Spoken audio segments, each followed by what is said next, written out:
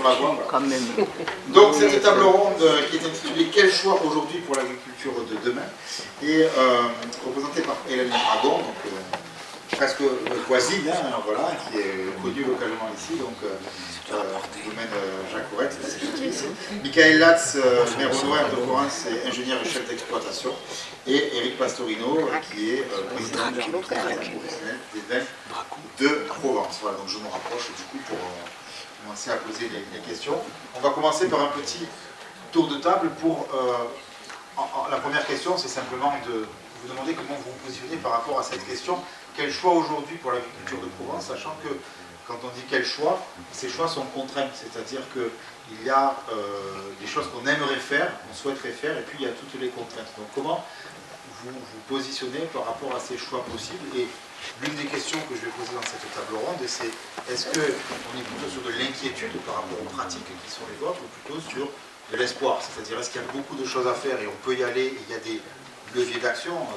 Tout à l'heure, Claude Hollist a montré des leviers d'action possibles, notamment sur ce chemin-là, ou est-ce qu'on est plutôt sur des contraintes qui sont lourdes et qui peuvent nous susciter de l'inquiétude?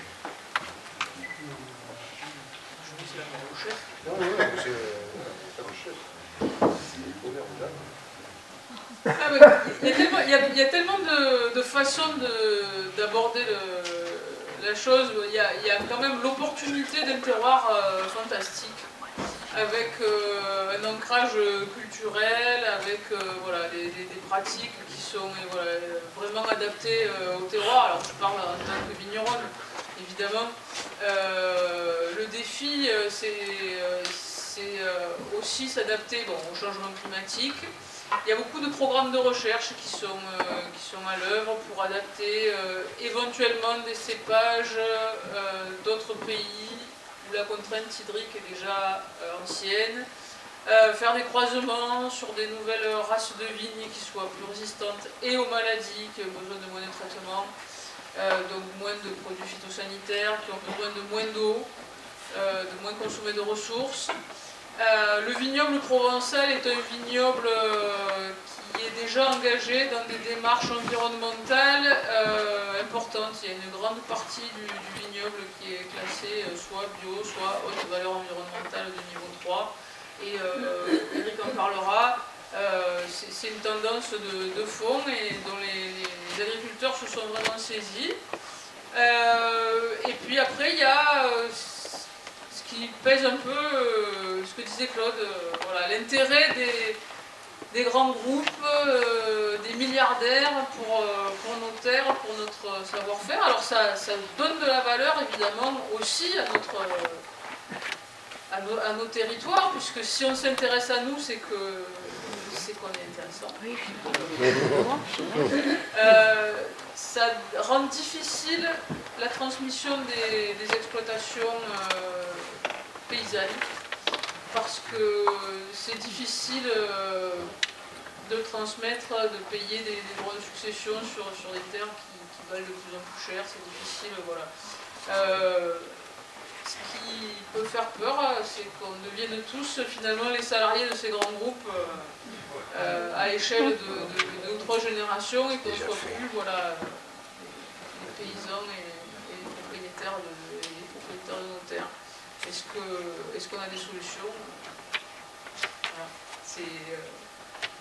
Voilà. On va avoir besoin d'aide en tout cas. Bravo.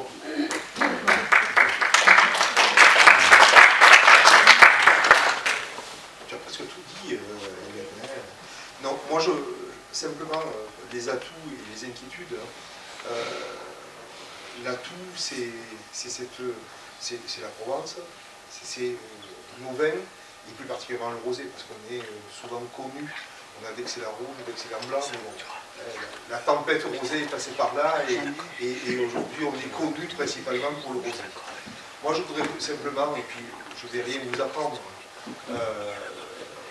moi, je suis la 3e génération de vignerons. Je suis vigneron coopérateur à Gonfaron et président de la cave de Gonfaron. Et donc, le collectif, avec Michael, on a eu dans un temps très reculé, et on sait ce que c'est le collectif. Et moi je crois qu'on a une grande chance, on a cette chance d'avoir un produit particulier, d'avoir cette vernage. Donc des atouts, on en a franchement beaucoup. Hein. Hélène l'a dit, on a ce produit qui était auquel chaque fois, il y a ne serait-ce que 20 ans, hein, les gens riaient de nous hein, quand on disait qu'on faisait du rosé. C'était vraiment le petit vin, certains, moi j'ai fait des dégustations et même des fois j'entends certains grands sommeliers qui disent c'est pas un vin. Je suis désolé, mais bon, oui c'est un vin, il a des particularités, il a la particularité de la région. On vit dans une région, ce matin je suis arrivé un peu à la fin, mais Fabienne parlait d'irrigation, et elle le disait très justement, où les sécheresses, on connaît, voilà, ça fait partie de notre région. Mais pour accompagner ces chaleurs, il fallait un vin qui puisse se boire au frais.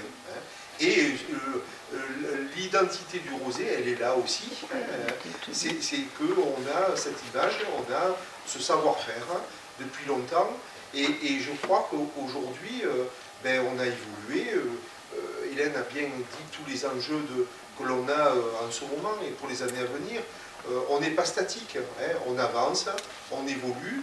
Et c'est vrai qu'aujourd'hui, ce savoir-faire, je crois qu'il faut qu'on essaye de le conserver pour tout le monde. Hein.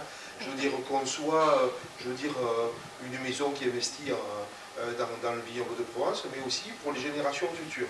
Parce que il faut...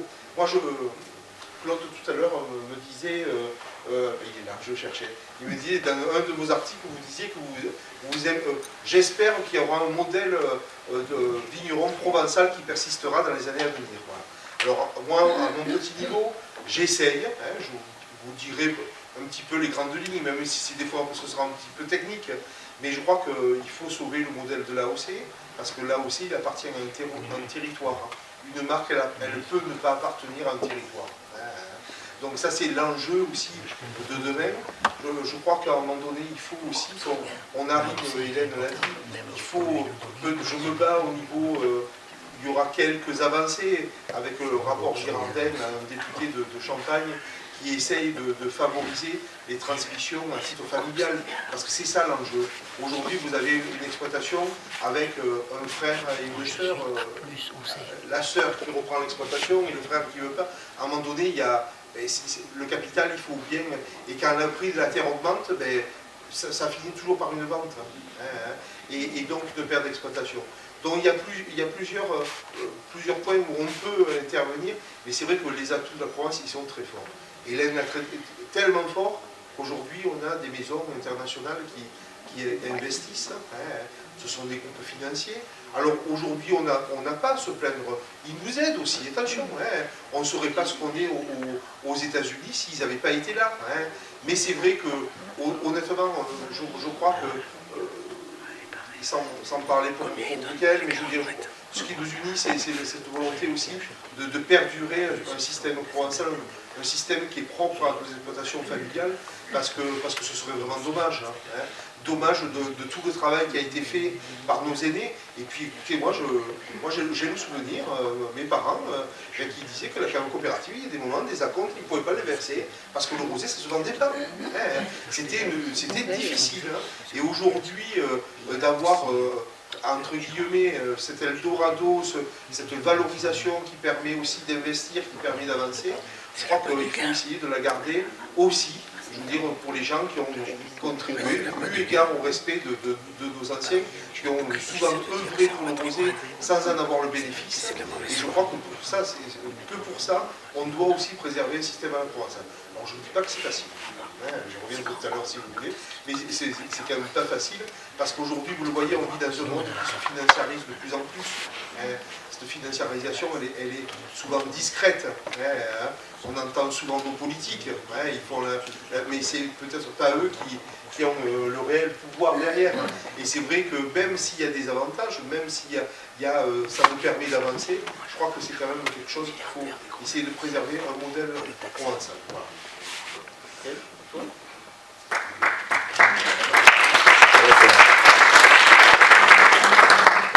C'est compliqué de parler à une vigneronne du coin et après président du comité interprofessionnel des vins de Provence et d'apporter un son différent.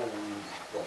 Si vous voulez, moi je pense que ce qui est intéressant, si on regarde un peu l'histoire, moi je ne suis plus maire, mais j'ai été maire pendant 25 ans, j'étais président de la Provence pendant un certain moment. Il y a 10, 15, 20 ans, le combat numéro un qu'on avait tous, c'était de préserver les terres agricoles. Et les élus n'étaient pas persuadés. Et moi je me rappelle, en Provence verte, on me disait toujours, oui, mais à quoi ça sert, il n'y a pas de paysans, il n'y a pas de trucs, etc. Là, les choses ont profondément changé en 20-25 ans. La raison essentielle, Eric l'a expliqué, mais aujourd'hui, je crois que quasiment tous les élus, à quelques exceptions près, sont en train de faire des PLU ou des SCOT qui ont compris et intègrent cette notion de préservation des terres agricoles. La Chambre d'agriculture fait son boulot, il y a des apps, etc. On a changé de combat.